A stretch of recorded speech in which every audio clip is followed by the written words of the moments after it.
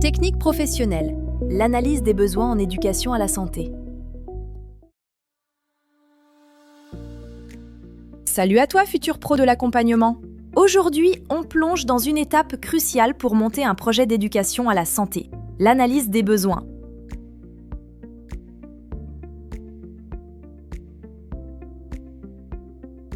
Pas de panique, on va rendre ça fun. Tu te demandes sûrement, mais comment on sait de quoi les gens ont vraiment besoin ? Excellente question. C'est justement ce qu'on va découvrir ensemble.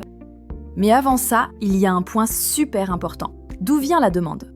En éducation à la santé, un projet répond toujours à une demande précise.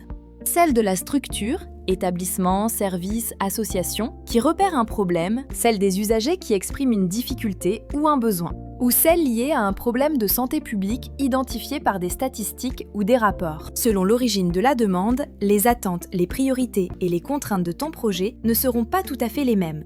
Alors, pour bien éduquer à la santé, il faut d'abord connaître les besoins des personnes concernées. Et pour ça, on a plusieurs techniques de pro à notre disposition. Tiens, petit quiz pour toi. À ton avis, laquelle de ces méthodes permet de collecter directement des infos auprès des gens ? L'enquête, bien jouée. Grâce à des entretiens, des questionnaires, des boîtes à idées ou des brainstorming, on peut comprendre ce que les usagers pensent, ressentent et attendent. Imagine un personnage avec un micro, style journaliste. Bonjour, sais-tu ce qu'est une alimentation saine ? Eh oui, ça commence comme ça. Mais ce n'est pas tout, on peut aussi observer les comportements, discrètement bien sûr. Ou encore analyser des documents, statistiques, rapports, dossiers médicaux, tout ce qui peut nous aider à mieux cerner la réalité du terrain.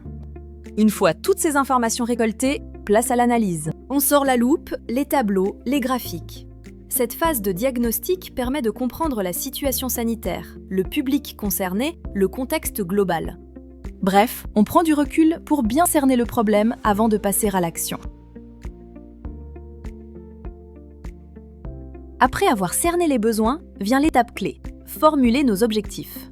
C'est ici que l'on dessine la route qui nous mènera à destination.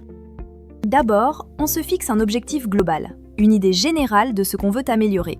Ensuite, on le découpe en petits objectifs concrets, faciles à mettre en pratique. Par exemple, objectif général. Améliorer les habitudes alimentaires des lycéens. Objectif intermédiaire. Sensibiliser à l'équilibre alimentaire. Proposer des ateliers de cuisine saine. Tu vois l'idée ? Ces objectifs vont te servir de véritables guides. Ils t'aideront à répondre aux besoins du public, aux attentes de ta structure et même à contribuer à un enjeu plus large de santé publique.